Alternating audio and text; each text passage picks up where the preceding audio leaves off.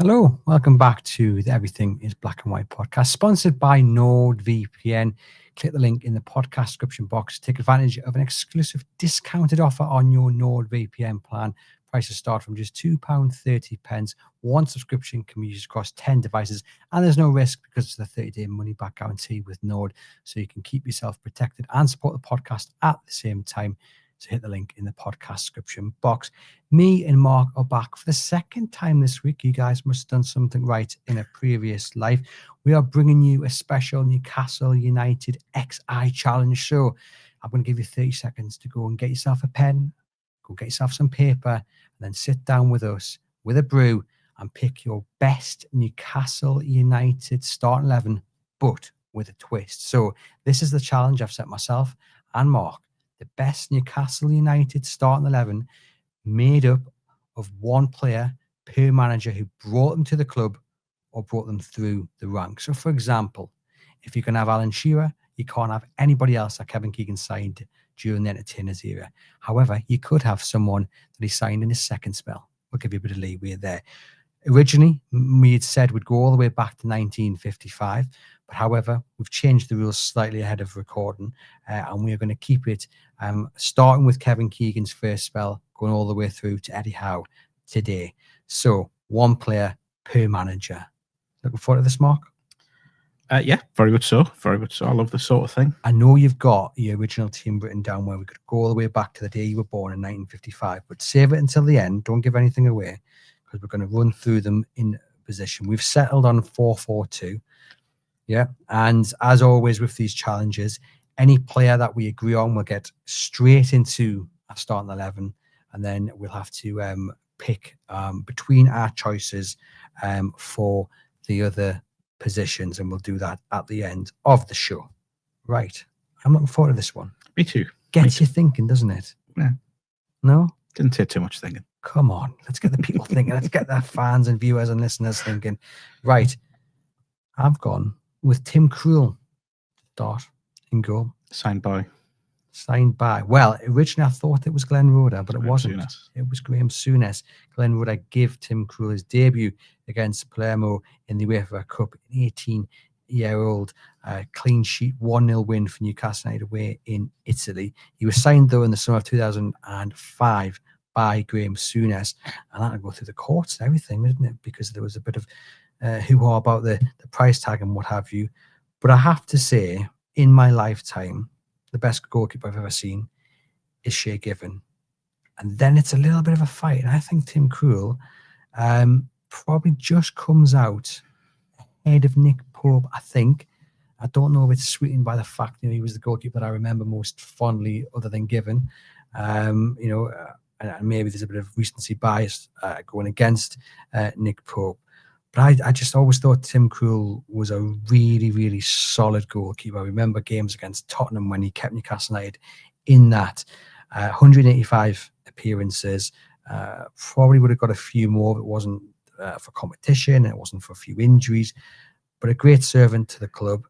And yeah, he gets the number one spot for me. I remember seeing Tim play for the under-18s in a Youth Cup game against Brighton at St James's it was, when he was sort of just making his way towards the under-21s and or reserves or whatever it was then, and the first team set up, and he put in a brilliant performance, saved a penalty. I want to say scored a penalty as well in the shootout, and sort of had one eye on him from then, and just produced, I still think to this day, the best goalkeeper performance I've seen from a Newcastle goalkeeper, which was away at Tottenham. I think he made, was it 13 saves in one game? Just an incredible performance, good professional. I still would have, part of me, again, this football romantic we spoke about on Monday, would have liked to have seen him back at the club to kind of resolve the homegrown issue this summer, just to kind of bookend his career. But yeah, fantastic pro. He's retired now, hasn't he? He has retired, just retired. Hung up his gloves. Who have you gone for? So I've gone for the best goalkeeper you've seen in your lifetime, which is Shea Given at Newcastle anyway. Signed by Kenny Dalglish on the back of a really good loan spell at Sunderland. I think it was a 1.5 million Newcastle signed him for. Got 12, 13 years of service out of him. Played in the Champions League. Just such a shame that people like Shea didn't win a trophy.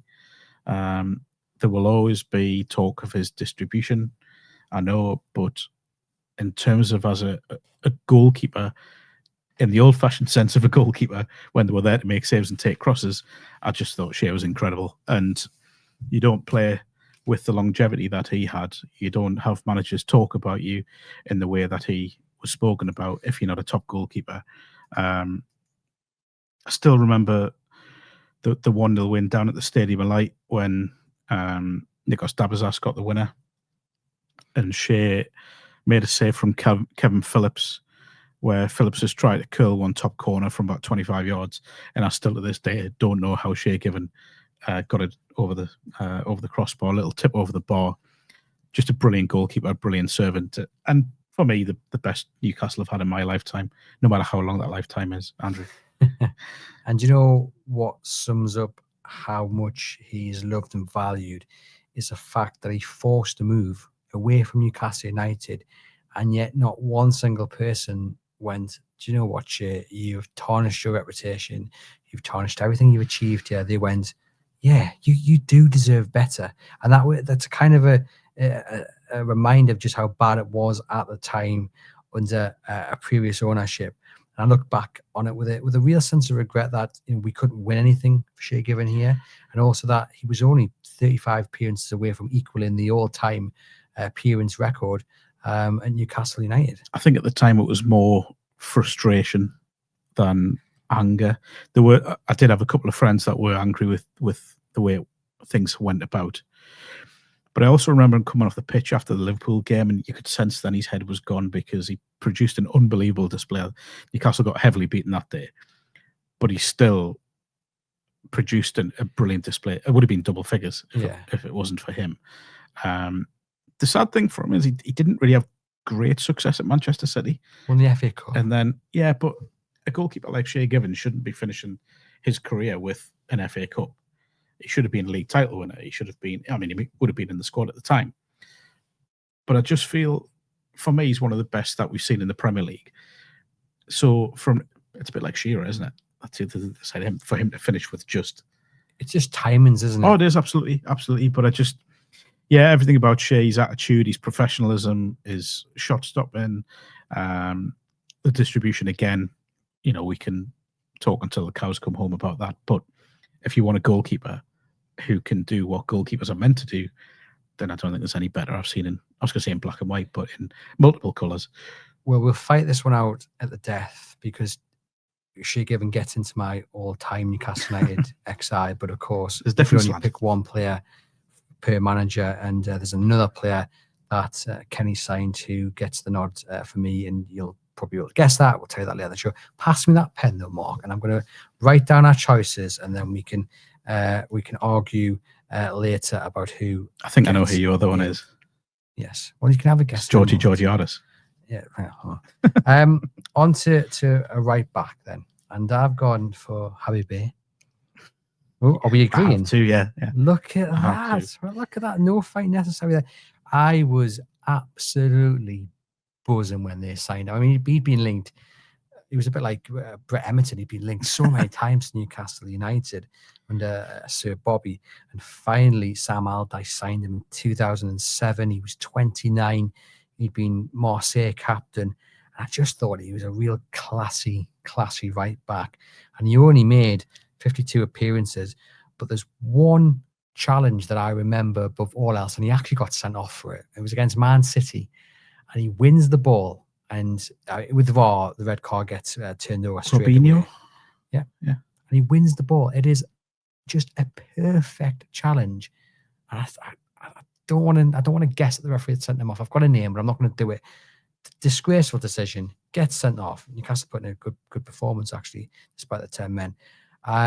That's what stands in mind. But he was just a classy fullback. I think had we signed him under Sir Bobby, we would be talking about him potentially in that legendary status that you have with Aaron Hughes and Andy Griffin, because Bobby would have got the best out of him. As it was, he came here probably past his peak years, 29. And like I say, it was at a time when everything was just falling apart for Newcastle United. I mean, Big Sam ends up going. Kevin comes in. Kevin Keegan for a second spell. Hopes. Just falls apart. Kinnear, Shearer, relegation. And then who does he go and join?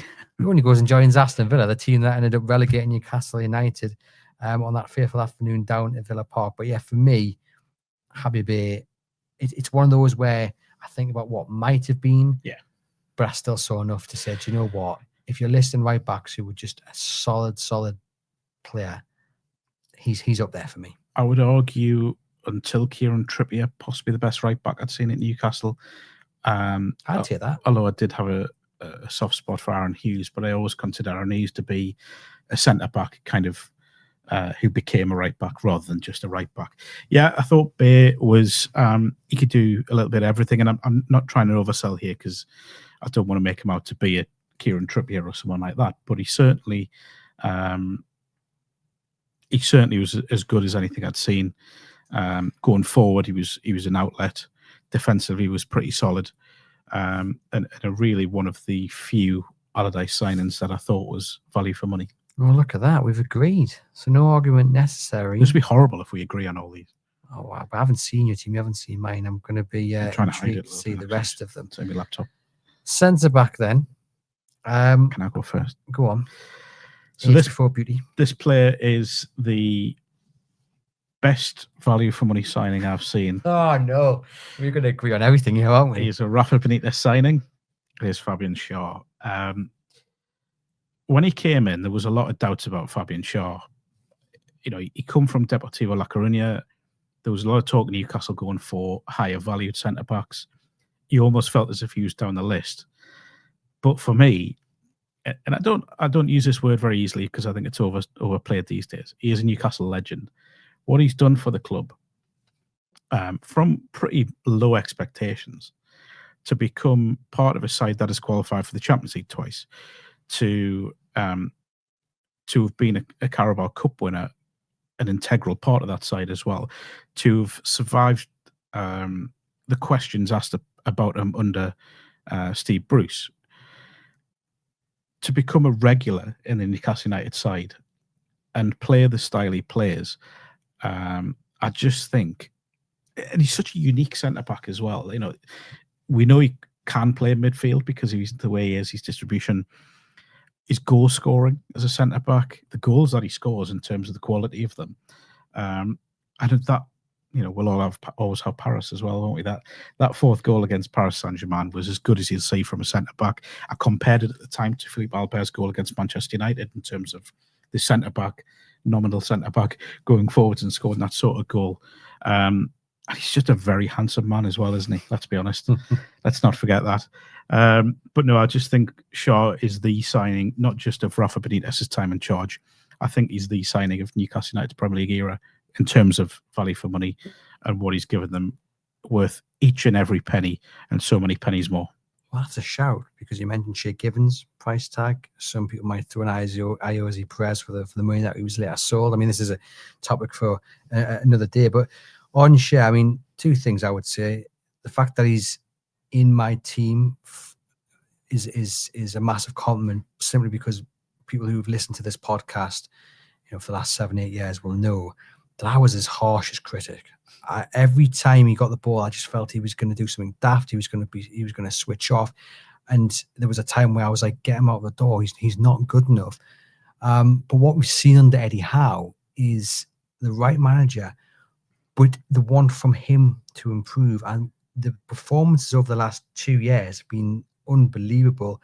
He certainly shut me up, but he's done it in a way that's deserved, because he's actually put in consistently good performances. And those errors that were consistent in his game early on in the Howe time under Steve Bruce, under Rafa Benitez as well, where you'd, you know, misplace the pass or just give the striker far too much space. They're not there anymore. They've started to creep in slightly, but for the large part, he's been absolutely superb. And the other thing of note is that we're all sitting here praising Malik Thiaw. The only reason he's in that side and been given that opportunity is because Shearer went off injured with a concussion. You know, without that happening, Malik Thiaw would still be on the bench, looking forward to Spurs in the Carabao Cup, thinking that's when I'm going to get my opportunity. So he's kind of counting his luck, isn't he? But yeah, fantastic signing.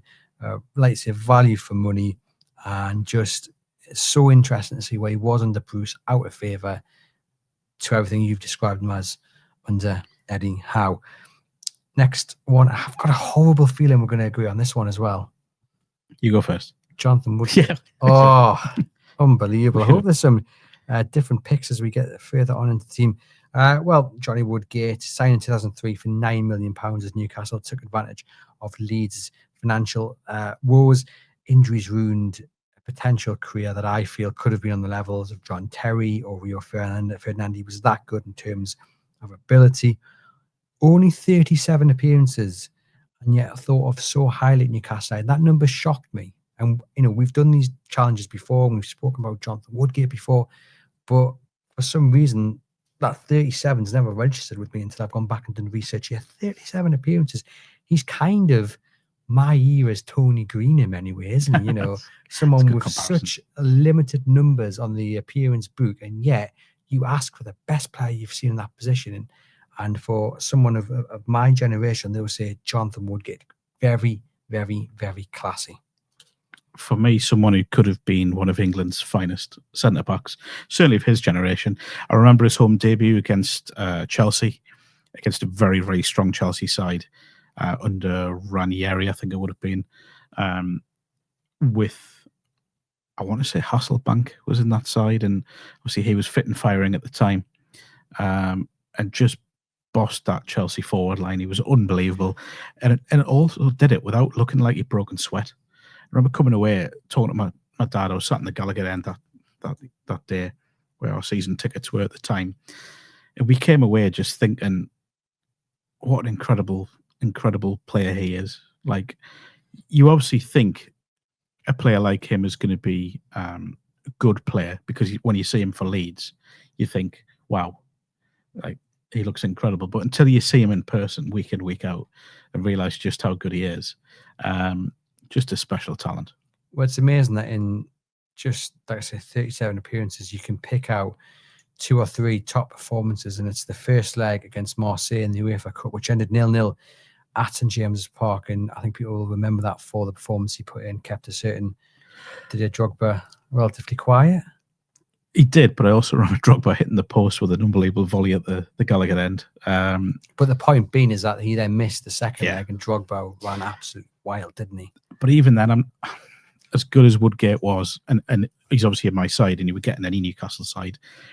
I don't think anyone would have kept Drogba quiet that night. Well, he gave him a good go. He would have done. Certainly would have done. But I think, and I realise I'm veering off somewhere else here, I think when we talk about the greatest Premier League strikers, Drogba always gets horribly overlooked.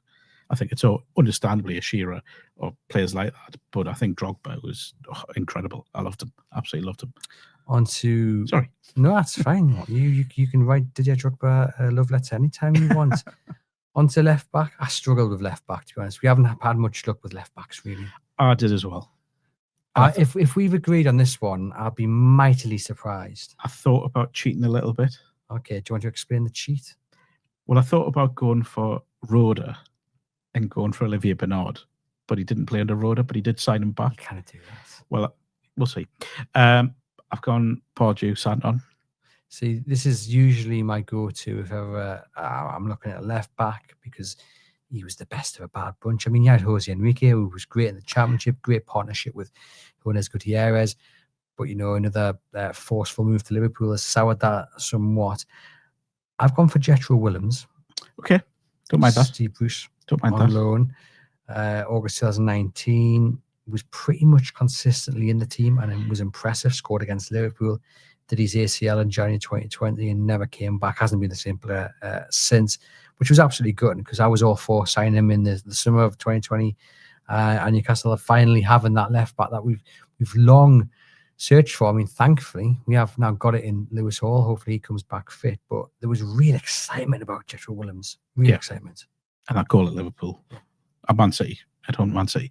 So my 2 fullbacks were basically all revolved around the Allardyce Pardew management reign. So it was either going to be Bay and Santon or Enrique and Debussy.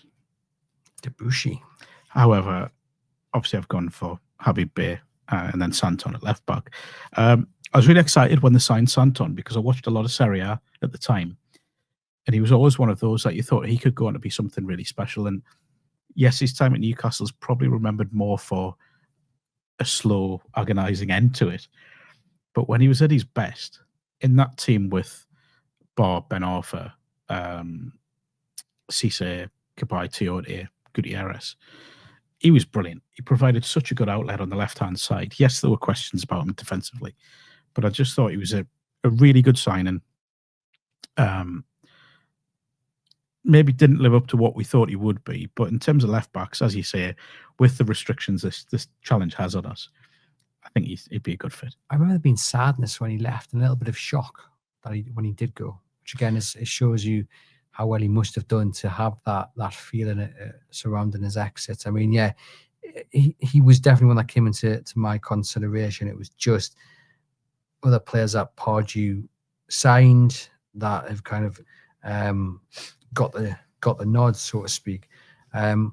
Onto the right wing then, and this is why Shea Given didn't get into mind, because Nobby Solano did, and it's as simple as that. Right. So signed by Kane Dalglish, £2.5 million. And again, you're talking about Fabian Schär and bargains. Well, Nobby's up there. 315 appearances overall over 2 spells, 48 goals and 78 assists, and often described by Alan Shearer as the best crosser of the ball he played with. And that is the highest compliment you can pay a winger.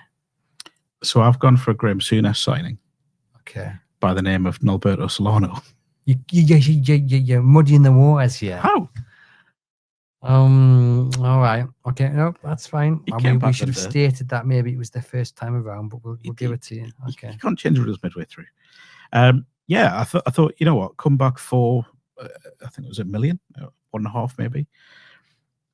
And even when things got tough under Souness, Nobby was still that outlet. Now, he wasn't as effective as he was under Sir Bobby, but he still provided that steady stream of goals, of assists, particularly under Roda, when that second half, well, the last 3 months of that season when Roda came in an interim, Nobby was incredible. And also, I can remember the spell he had at right back as well when injuries hit under Roda. He was brilliant at right back. He was such a good pro, like sort of led from the back in a back four that was very young at the time, because he had the likes of Peter Ravage, David Edgar, Paul Huntington finding the way into the side.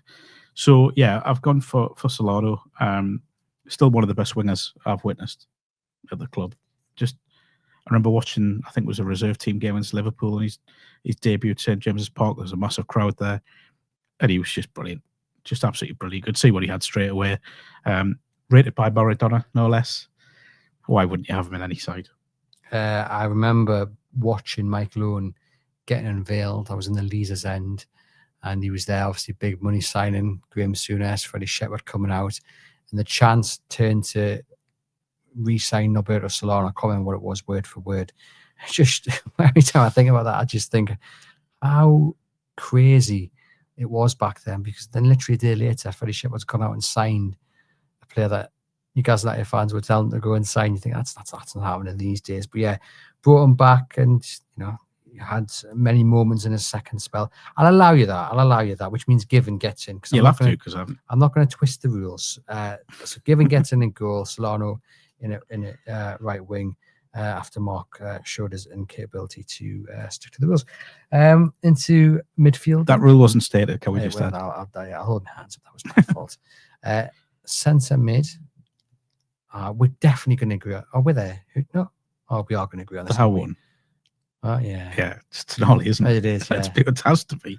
We haven't seen each other's teams, by the way. This is the first time we're learning of them.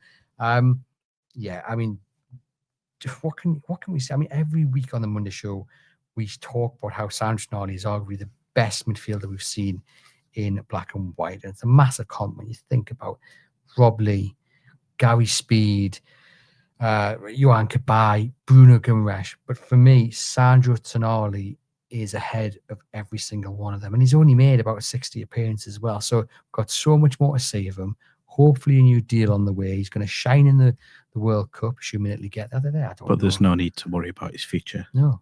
No, which we meant to say on Monday, didn't we? we did. We kind of said it. We did. But yeah, Simon Tonali, absolutely brilliant. And we don't want to be going over old ground, but hey, why not? The engine on him, unbelievable. Can pick a pass, can hit a shot. He's a leader. He's not scared of the physical battle. And he actually just reminds me of a combination of so many great midfielders, two of who I've mentioned just there in Speed and Rob Lee as well.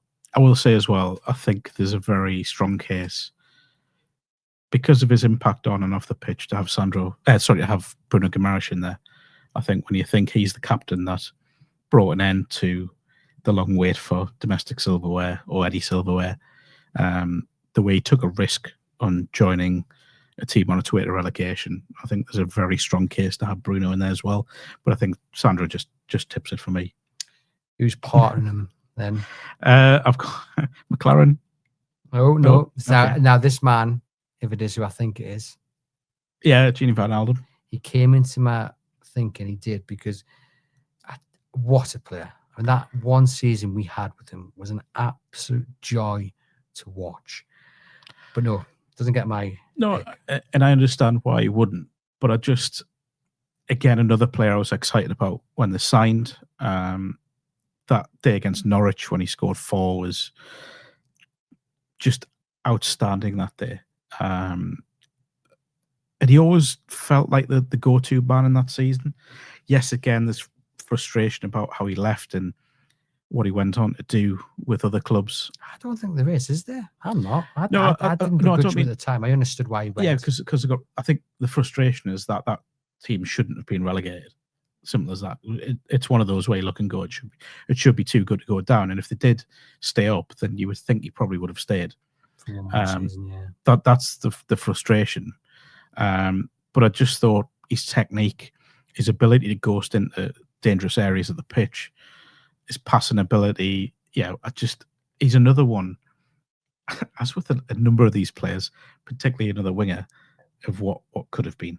I think he's underrated. I'd love to know what Liverpool fans think of him and if he's held as high as he is here. And like I say, he only played one season, but I think he was just such a good player. The pace he would move with and without the ball, and just he had everything. And like we talk about how good Tonali is, I think when we talk about players in that position, and it's hard to compare because Speed is not Ronaldo and Rob Lee's not Ronaldo, and he's a totally different player to Tonali as well, I feel. But he could play that deep relying role. He could go up top. He's in the same pool, I would say, of the likes of Tonali and Rob Lee and Johan Kabay in terms of that ability. And just a fantastic player. And yeah, one of those where you definitely put in the what might have been, and I wish we'd seen more of him at Newcastle United categories, more certainly. I've gone for Cheick Tiote, signed by Chris Hughton in 2010, 3.5 million from 20. Again, what a bargain, 3.5 million. He's just absolutely superb. He was an old-fashioned centre midfielder, the little ankle biter, the Norman Hunter of Newcastle United.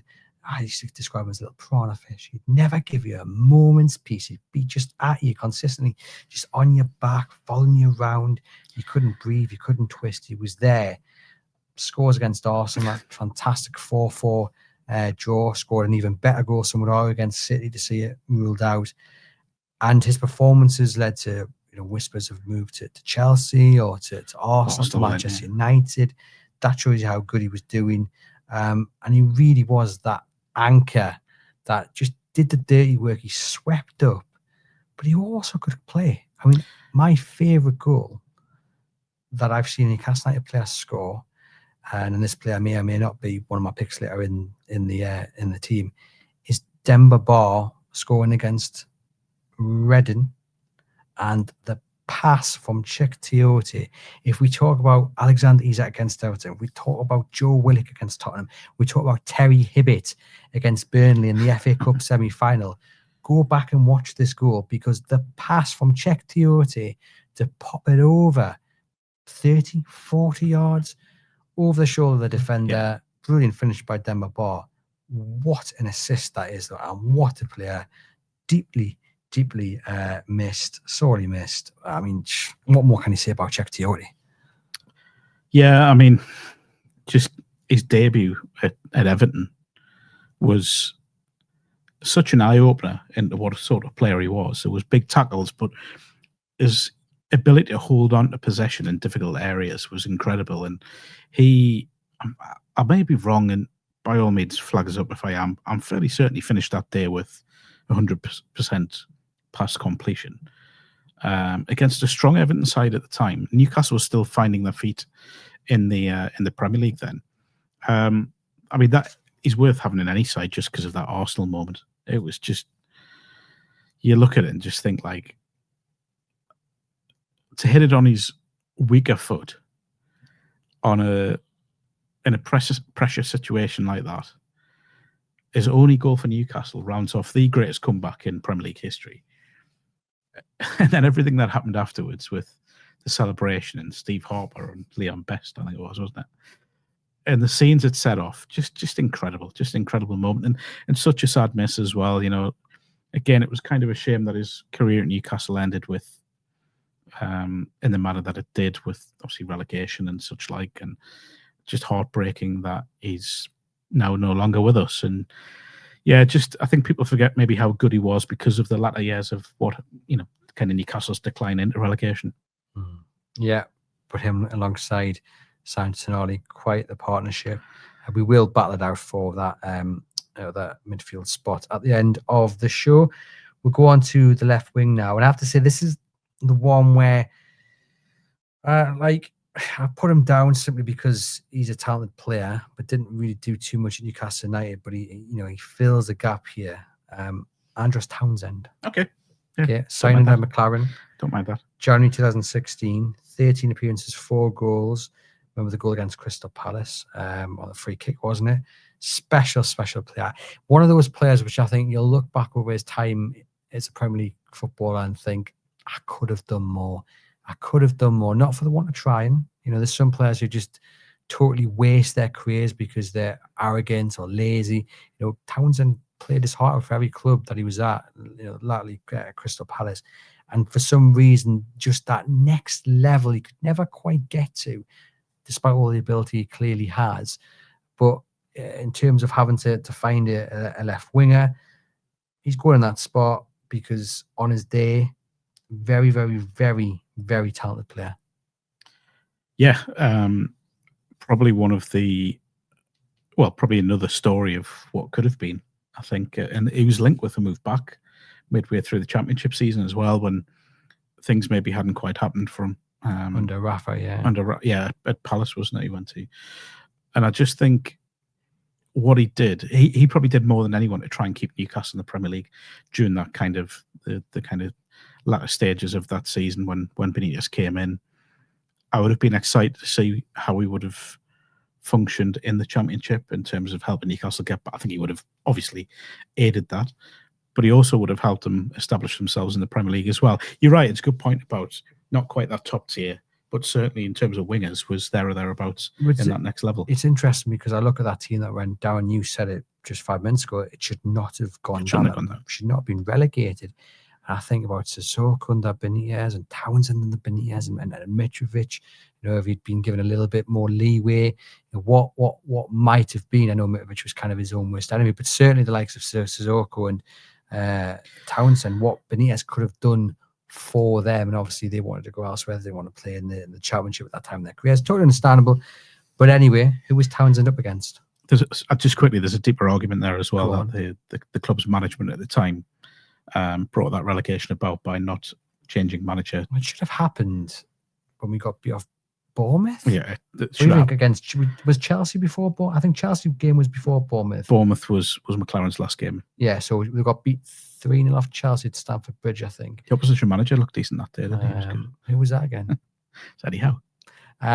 For Bournemouth, yes. But yeah, I remember getting in Harry's bar, the other bars in Newcastle available, watching them get beat off Chelsea and thinking he should have been sacked before this. I think because it was literally two games would have saved Newcastle United. And I think Benitez, had he come in prior to that international bit and had more time to work on it, he would have kept them up. But anyway, it is ifs and buts. Who's Townsend up against? He's up against the biggest what could have been. Oh, it's Hassan Ben Off, isn't it? No, yeah, it is Hassan Ben Off. And now you mentioned, is it? It is. Well, there you had Santon on now. Who did Alan get signed by? Ben Arthur was signed by Houghton. Oh, there you go, a little curveball. Not really. You mentioned professionalism and all that before with Townsend. Ben Arthur is one of the most talented players I've ever seen at Newcastle, and the things he could do with the football were just incredible. You look at his goals catalogue at Newcastle, you just think, wow, like you could have been one of the very best. I'm fully aware attitude and professional or lack of professionalism and everything massively let him down. But just for those special moments, the Bolton goal, the Blackburn goal, Everton strike, Everton on his debut, and then he gets injured, full debut, then the injury. But the way he came back, I mean, the West Brom away with him, Cisse and Barr, one of the most devastating counter-attack goals you'll see. And I don't just mean in Newcastle's history, I mean in Premier League history. Just incredible. Like, and what he could, as I say, what he could do with the football was just brilliant. I feel saddened that his career panned out the way it did. There were brief glimpses of what could have been at other clubs, but purely based on that talent, I just wanted him in the side. I loved him as a player, and that I love players when they get the ball. There's that buzz that goes around the stadium, and he was one of the best at it. I remember it with Ginola under Keegan. You had that every time you got the ball, it was like, right, what's he going to do? Them first couple of touches, and the kind of the shoulder movement, Yeah. and you're like, okay, and then you're just edging off your seat every single What's time. he going to do? What's he going to do? And I think Newcastle now have a lot of players like that. But it's interesting, isn't it? Because Ginola, Alan St. Maxim, Hatton, Ben Arthur, all players that got you off the seat. But if you look at end product, you're kind of looking at, and I do class Ginola in this category as well. And some people will be shouting now while they're watching and listening to this, what you're on about, it's disrespectful to Ginola. But I think we never saw the best of him. I don't feel like he ever really showed his true worth to Newcastle United. There were brilliant moments, of course there were. But what would you rather? Would you rather someone who's more consistent, got that end product, or that buzz and excitement? You know, because it's not easy to have both, is it? I would counter that by saying for the first 6 months we saw the best of Ginola, because for the first 6 months he was a force of nature. I mean, everyone still talks about the Middlesbrough game when poor Neil Cox had to try and defend against him. I've been told by teammates of Ginola's at the time that I think it was against Manchester City. There was, I want to say Gary Flitcroft was told to go and fill in at right back after Richard Edgehill had been sent off, and sort of didn't want to really do it because he knew what he was up against. But yeah, I take your point. I mean, the second season with Ginola didn't quite hit the levels, despite that. Was that the same season? Ferenc Varara's goal in the UEFA Cup didn't quite hit the levels that his first season did, but for those 6 months, just incredible. Who's the best out of Hatton, Alan, David? Oh, Ginola. Not a question. By a country mile. Let us know in the comments. Okay, it's going to be an interesting little battle there. We'll start with, I mean, we've probably agreed on the number 9. Just nod. Have we agreed? Andre Sanderson. Okay. No, yeah, obviously. Right, we'll Shearer, well, let's get Shearer out of the way. I mean, I haven't even written any notes down. What I've written down is 2 or 6 because that's all you need to know. Turns to scores for Newcastle United. Legend. Do I have to say any more? So, Andrew, back in my day, there was a thing called teletext, where that was the first time you found out, apart from the Chronicle, where you found out about transfers. But even with the Shearer one, I don't remember there being a big build-up on Newcastle in talks with Shearer. I remember, and I was still at school at the time, no matter what you say, being on holiday from school at the time and coming downstairs, and the first thing I always did was put teletext on. And it was there straight away. Headlines, Newcastle smash world record for £15 million Shearer.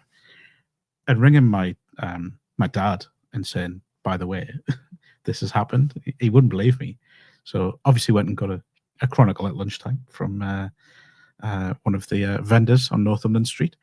And it was just one of those like, wow, this is it. Newcastle have arrived. And this is a club that, 6 years earlier, not even that, were scrapping around to try and get money together to sign Brian Kilcline on a free and to afford his wages. And he just thought all of a sudden, I think it was Gigi Lentini who held the world record before him. And all of a sudden you've got Newcastle spending 15 million. And look, people outsiders, we'll call them, will point to the fact that he didn't win a trophy at Newcastle. But when you look at what he did do for the club, 206, as you say, that day broke that record against Portsmouth. Will live with me until the day I die, as much as the Carabao Cup final win. I'll never forget him going through on goal. Brilliant flick by Shearer. Andy O'Brien was challenging him, wasn't he? And then kind of toe poking the ball past Dean Kiley. I've never heard noise like it at St James's Park. And watching him start, I actually found it quite emotional because I've got this habit of going to my granddad's memory and thinking of he saw Milburn, he saw cup final wins, and the thought of me seeing genuine history that he'd seen created, it got me quite emotional. I know it did with Alan as well, and just seeing him stand in front of the Gallagher end, in front of, as he put it, his people, where he stood as a kid, the ultimate football romantic moment. That means much more than Premier League titles, and he's got on record to say as much, that he achieved everything he wanted to do because he wore that number 9 shirt and he scored goals for his club in front of the people who love it as much as he does. So Shearer is in it for both of us. Just briefly, best goal he scored? Good question. I would probably say, obviously not the best goal in terms of technique, but the Portsmouth one, because of its historical weight. I really loved the Villa one, the volley, the Rob Lee cross, and the volley across Schmeichel. But I think the Everton one has to be just.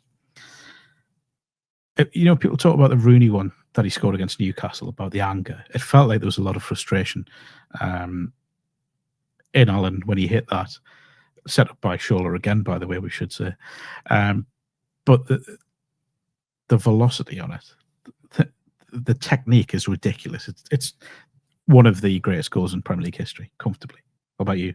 Against Chelsea, when he turns Desai inside out. I could watch that 1,000 times every single day. Put that on Twitter earlier on, actually, because I didn't bother quote tweeting it because every time I see it, I tend to quote tweet and say it's another day where I say this is Shearer's best goal. Yeah, for me, it's got everything that it just epitomizes everything that he was: strength, precision. Can I throw another one in? Go on. Tottenham in the semi-final.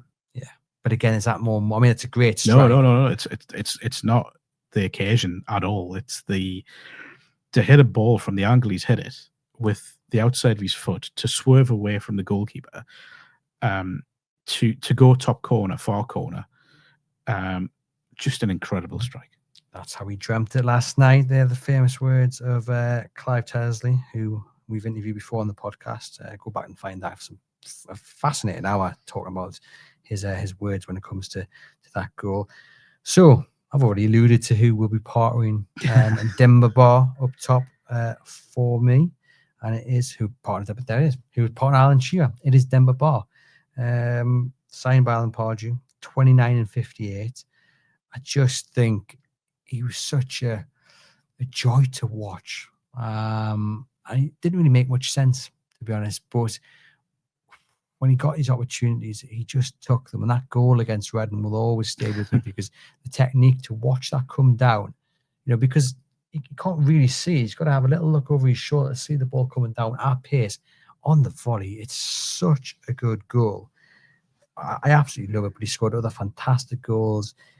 The partnership with CCA didn't quite work. One was forced out on the wing, but for when it did click, it was unbelievable. And I remember being sad when he went off to Chelsea. Obviously, a release clause was met, but I just feel like, in terms of forwards, and we've been spoiled down the years, he's not top tier, but he's on the ladder to getting into that category. I think he's very much in the kind of mold of a Callum Wilson, maybe that sort of, not at the very top, but in terms of Newcastle Premier League strikers, you put your Ferdinands, Coles, Shearers at the very top, and then you probably would look at your likes of Wilson and Barr. People forget the fitness doubts about him when he came in, but he didn't really miss too many games. I don't remember. He could get an injury when I was at it was African Nations Cup, wasn't it, when Leon Best came in and did so well for him. But his hat trick against Blackburn was memorable. His first goals for the club. Did the same away at Stoke on Halloween, I think it was, wasn't it? Yeah, just a brilliant striker, and someone again. It's a what might have been story. You know what he could have been if he'd stayed longer, but understood why he didn't. Just a good choice. Come on, who's he going up against? So this is going to be controversial. Oh, what have you done now? So it's a Steve Bruce signing. All right. And it's a Steve Bruce signing that isn't really a striker now. No, you've not. I've gone for Joe Linton. Yeah, look, I know we're playing 4-4-2 and Joe Linton wouldn't be a striker in the 4-4-2. He would be in that midfield role. But I just don't think you can ignore his renaissance at Newcastle. From going from a struggling forward to what he is now, this force of nature, this powerhouse midfielder, this animal in there. I just had to put him in. And look, there weren't many success stories from Bruce's time, and I'm not really sure you can credit Joe Linton to him. But I just think you have to have him in. Okay, I think that probably makes the vote for a striker. Oh yeah. Shearer quite easy. So Demba Ba gets in ahead of Joe. I mean, I agree with everything you said. The story is, you know, destined for. I'm trying to be a little bit cute. The Hollywood screen, really, isn't it? But Shearer and Bar up front then. So the ones we've got to agree on is Santon and Willems. So you've got Santon who signed by Pardew, and you've got Willems signed by Bruce. So, but then we've also got Tiote or Wijnaldum. So Tiote signed by Houghton, and Wijnaldum signed by McLaren. Yeah. And then the other one is Townsend and Hatton Ben Arfa. So Townsend was signed by McLaren, and Hatton Ben Arfa was signed by Houghton. Yeah. So it can work. It can work, can't it? So, well, Santon or Willems. Toss a coin on that one. We'll go Santon, because I did say he was close to getting into mine. So Santon gets it at left back. Tiote, Wijnaldum. If you have Tiote, you can't have Hatton Ben Arfa. If you have Wijnaldum, you can't have Townsend. So do we say Wijnaldum because Hatton Ben Arfa is better than Townsend? Yeah, I mean, you could also say Ben Arfa's best football came on the right when he was cutting in. Although he could play both. He's not ousting Solano from that team. Oh, God, no. So do you say Tiote? Well, he wouldn't, because we both had Solano, didn't we? Yes. Go Tiote, Townsend. I do think on talent, you would probably look at the other two. But I think in terms of, interesting. I mean, like I said, Townsend's in there just because I needed a body to fit in with the rules of this starting 11, and I kind of run out of options, really. I'm sure someone will say, you've forgotten this player, and by all means, pop to the comments and let me know. So, the settled team, rather perhaps reluctantly on some spots from Mark, is Shea Given in goal, Habib Bey at right back, signed by Sam Allardyce, Fabian Schär signed by Rafa Benitez, Jonathan Woodgate signed by Sir Bobby, Santon signed by Alan Pardew, Alberto Solano signed by Kenny Dalglish. Oh no. Well, Mark changed the rules, signed by Graham Souness, because Shea Given is the goalkeeper, signed by Kenny Dalglish. You're shaking your head. Mark played by the rules. You have broken the rules several times in this episode. Several times. I'm going to have to wait until you get the next one. Next time, I'm going to have to send you some small print to stick to the rules. Tonali settled on Tiote, Townsend on the left, Shearer and Demba Ba up front. Can I just make a quick point? Go on. Have you got Tiote and Santon? Oh, Santon was signed by Pardew, though, right? Tiote was signed by Houghton. Oh, yes, you are. Sorry, yeah. Good point. Good point. Well made. Thank you. We have got our teams which were picked there going back to 1955. So, for me, I stick with Krul, Habib Bey. I go with Glenn Roeder, the partner, Fabian Schär. Glenn Roeder was signed, I think, under Arthur Cox, if I'm not mistaken, and he played a hell of a lot. He was fantastic, captained them. He was just a very skillful centre-back who could easily fit into a top Premier League side in the modern day era. Stick with Willems, Sandro Tonali. I then go with Gary Speed in the middle, who, for me, is one of my most favourite players. He was signed under Ruud Gullit. Then go Oh no, sorry, saying the Dalglish. Ken Dalglish, sorry. Then go James Milner on the right. Young James Milner, 16 when he signed for Newcastle. Signed by Sir Bobby. Terry Hibbert on the left. Joe Harvey with Shearer and Wojciech up front. Okay. I mean, Wojciech was signed pre-1950, but I'll let you have it anyway. Yeah, but he played in I'll let you have 55 it. FA Fine, Cup, fine. which was kind of the first time a manager picked a team, and It was. then it was folded into the bin, and Milburn was. was put into the FA Cup side, and he ended up scoring the header. Anyway, continue. So my back five is the same. Right. Shea Given, Dalglish, Harvey Bay, Allardyce, Santon, Pardew, Shaw, Benitez, and Woodgate. Sir Bobby. Midfield, Sandra Tonali, Eddie Howe, and then I've got Beardsley. Okay. Arthur Cox. Solano Souness, don't doubt it. Left wing, Bill McGarry signing. Go on. Chris Waddle. Okay. Town Town. And up front, and you won't get a better strike force than this, Malcolm MacDonald, Joe Harvey, and Alan Shearer, Kevin Keegan. So thanks, everyone. I win that one. Let's move on. Oh, I mean, that's quite the jump in it. Milburn, Shearer, Supermac, Shearer. I mean, people Who's have the their other? Who's the thoughts. other striker? Oh, you had Shearer, Melbourne. Yeah. Oh, yeah, you did that. I meant the whole team. Oh, okay. I mean, Beardsley, Waddle, MacDonald, and Shearer on the same side. That's a lot of attacking, isn't it? That's a proper Newcastle side. I mean, you're losing some games. You wouldn't lose. You wouldn't get the ball off them. There we go. Sandro and Beardsley midfield. Come on. Quite the team, isn't it? Hopefully you've enjoyed this special. Do all good fun.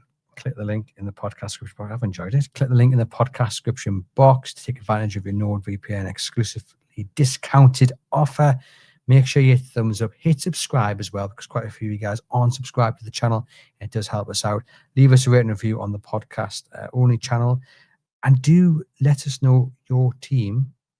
If you could pick a great Newcastle United side made up of one player per manager who signed them or brought them through the ranks, let us know what it would be, either via email at theaibwpodcast@reachplc.com or over on social media. I would love to see your thoughts. We've done it in the office with the rest of the team as well, and I'll share them in the comments so you can have a little bit of a back and forth. But let us know your thoughts on everything we've discussed today and your dream Newcastle United team made up of one player signed by every single manager. Catch you in a bit.